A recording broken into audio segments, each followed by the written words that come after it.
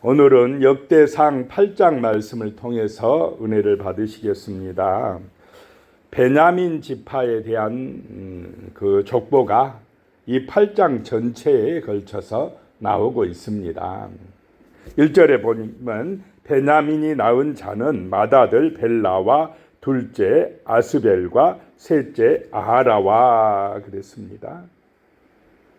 베냐민은 오른손의 아들이다 라고 하는 그런 의미가 있습니다. 이 베냐민 지파가 이렇게 많이 기록된 이유가 있다라고 하는 것입니다. 1절부터 28절까지는 왕정 체제 이전의 베냐민 지파 족장들이 언급되어 있습니다. 사울이 왕이 되기 전에 그 족보가 기록되어 있다라고 하는 것입니다. 이렇게 많이 기록된 이유는 솔로몬 왕의 아들이 누구였습니까? 르호보암 왕 때 남북이 분단되는 일이 생겼습니다. 그때 10지파는 북이스라엘로 그렇게 연합을 했는데 이 베냐민 지파는 유다 족속과 함께 했다라고 하는 것입니다.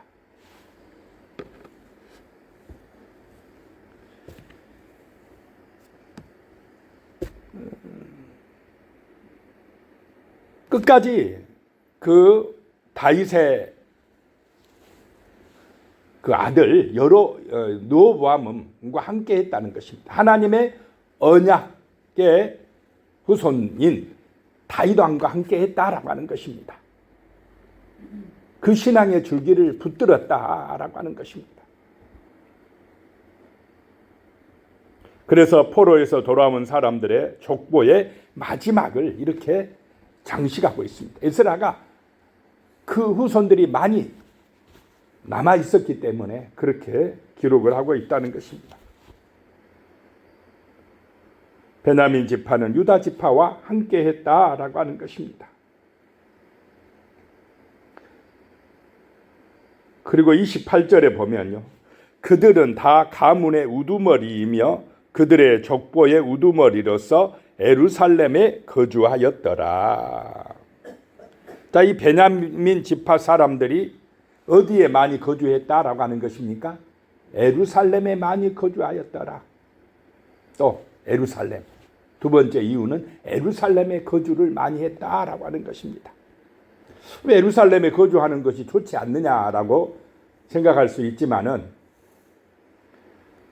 바벨론에서 포로 생활하고 돌아온 예루살렘은 살기가 좋았습니까? 폐허가 되었습니까? 폐허가 되었습니다.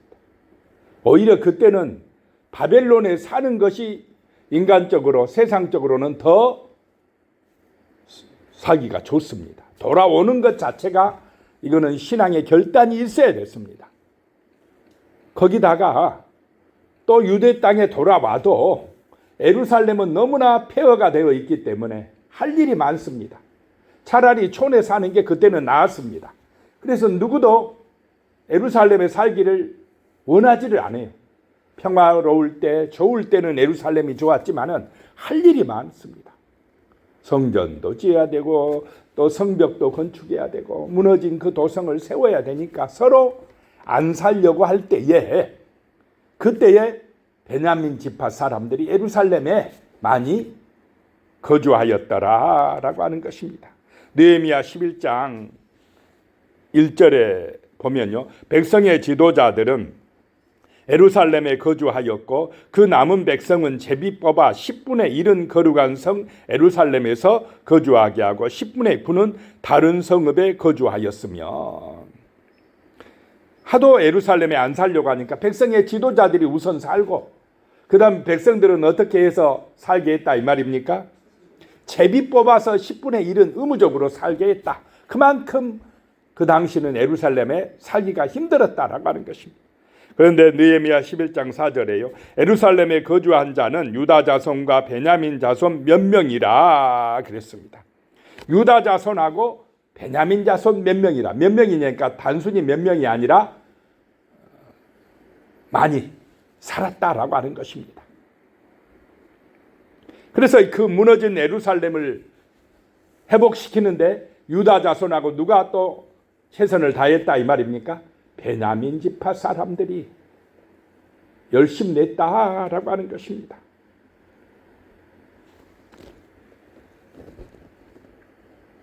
이렇게 베냐민 지파에 대한 족보가 많이 기록이 된 것은 그 포로기 그 시절에 신앙을 지키고 그 믿음을 지키고 끝까지 가장 많이 남아 있었다. 유다 다음으로 가장 많이 남아 있는 지파가 베냐민 지파였다라고 하는 것입니다. 그런데 처음에는 베냐민이 이렇게 신실했습니까? 그렇지 못했습니까? 처음에는 좀 그렇지 못했습니다. 오직했으면 창세기 49장 27절에 야곱이 12아들을 축복하는데 이 베냐민에 대해서는 베냐민은 물어뜯는 일이라. 아침에는 빼앗은 것을 먹고 저녁에는 움킨 것을 나누리로다. 이렇게 했겠습니까? 막내라서 그랬는지 이 베냐민은 성격이 별로 안 좋았다라고 하는 것입니다. 물어뜯는 이리같이 늑대같이 그렇게 막 행동을 했다라고 하는 것입니다. 그래서 사사기의 19장에 보면 이스라엘의 왕이 없을 그때에 에브라임 산지 구석에 거류하는 어떤 네이 사람이 유다 베들레헴 땅에서 첩을 구했는데 그 첩이 집을 떠나가서 첩을 데리러 갔다가 돌아오는 길에 어디서 유숙하게 됩니까? 베냐민 지파에 속한 기브아라고 하는 동네에서 유숙하게 될 때에 그 성읍의 불량배들이 나와서 어떻게 합니까? 그 내인의 첩을 밤새 욕보이고 결국에는 죽게 했다라고 하는 것입니다. 그래서 이스라엘의 다른 지파의 지도자들이 이 베냐민 지파에게 뭐라고 합니까? 그 불량배들을 내놔라. 우리가 혼내주겠다. 그런데 베냐민 지파 사람들이 내놓습니까? 안 내놓습니까? 안 내놓습니다. 오히려 다른 11지파하고 전쟁을 하게 됩니다. 그만큼 호전적이다라고 하는 것입니다. 자기들이 이길 수 있다고 생각을 한 것입니다. 처음에는 좀 이겼습니다. 그런데 결국에는 베냐민 지파가 어떻게 될 뻔했습니까? 멸절될 뻔까지 했습니다.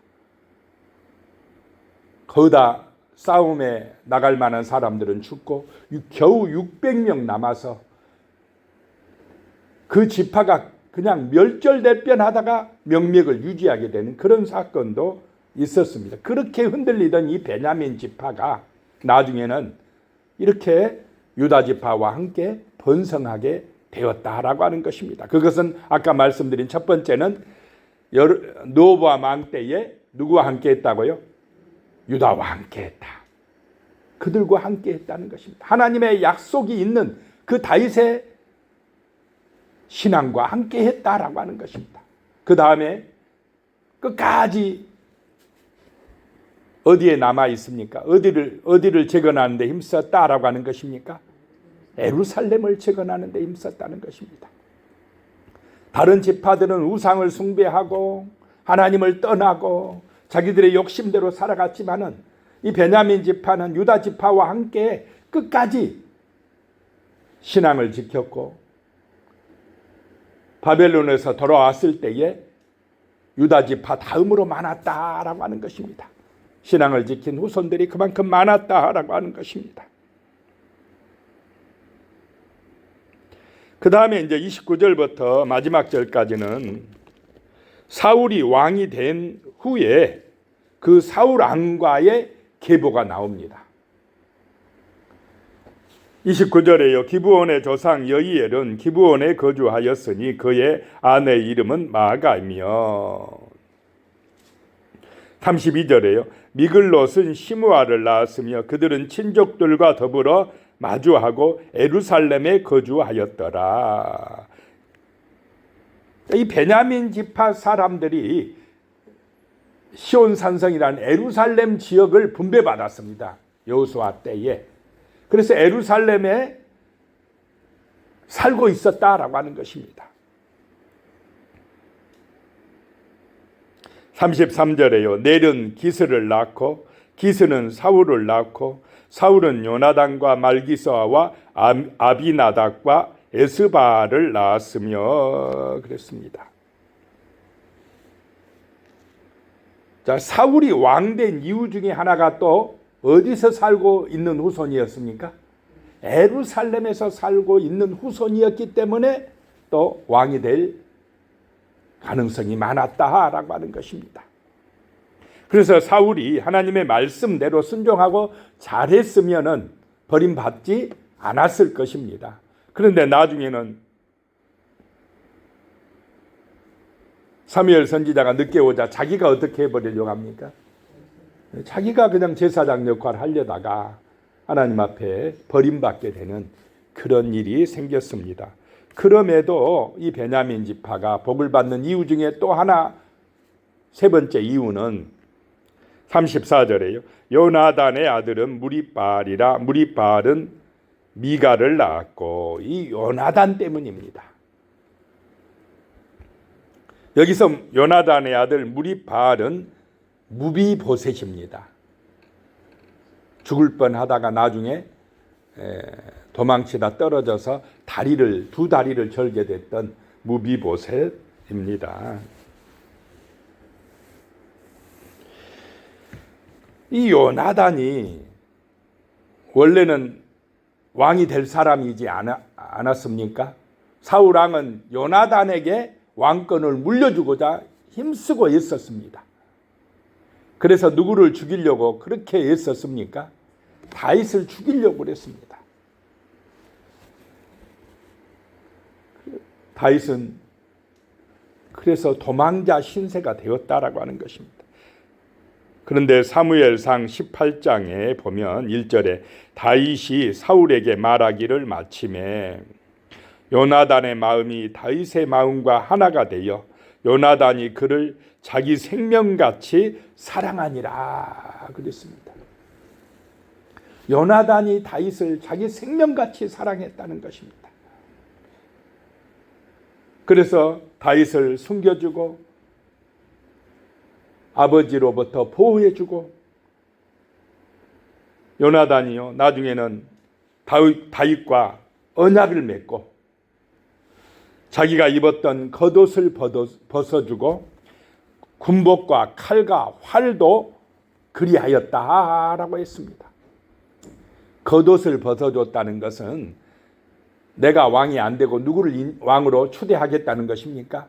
다윗을 왕으로 추대하겠다. 그것이 하나님의 언약이다라고 믿고 그렇게 행동을 했다는 것입니다. 그 다윗의 요나단의 사랑을 다윗은 평생 잊을 수가 없었다라고 하는 것입니다.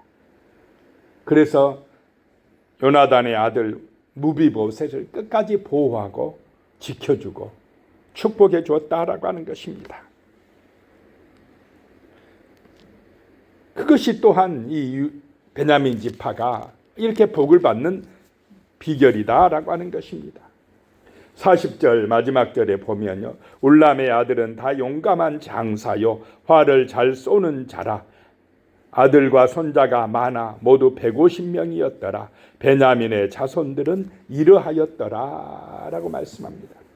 그 절름발이 무비보셋의 후손들이 용감한 장사가 되었다라고 하는 것입니다. 그들이 믿음의 용사가 되어서 하나님의 군대가 되어서 번성하였다라고 하는 것입니다. 그래서 베냐민 지파는 이렇게 유다 지파만큼 존중받는 그런 지파가 되었다라고 하는 것입니다. 자, 우리의 신앙도 이렇게 끝까지 힘들고 어려워도 언약을 붙들고 믿음 안에서 승리하는 그런 은혜가 임하시기를 축복합니다. 기도하겠습니다. 하나님 아버지, 베냐민 지파가 복을 받는 이유에 대해서 오늘 은혜를 받았습니다. 그 언약의 후손과 함께 유다 지파와 함께 끝까지 함께 했고 무너진 예루살렘 도성을 재건하는 데 힘썼으며 요나단이 자기가 왕이 되려고 하지 아니하고 다윗을 자기 생명같이 사랑하여서 왕권도 양보하는 그 주님의 마음을 볼 수 있었습니다. 하나님 우리의 마음속에도 이러한 은혜와 믿음을 허락하여 주시고 진실로 하나님을 의지함으로 영원히 기억되는 믿음의 족보에 우리도 기록되어지며 하나님과 함께하는 은혜의 삶이 될 수 있도록 도와주시옵소서. 예수님의 이름으로 기도드리오며 이제는 우리 주 예수 그리스도의 은혜와 하나님 아버지의 무한하신 사랑과 성령의 교통하심이 영원히 함께 하시기를 축원하옵나이다. 아멘.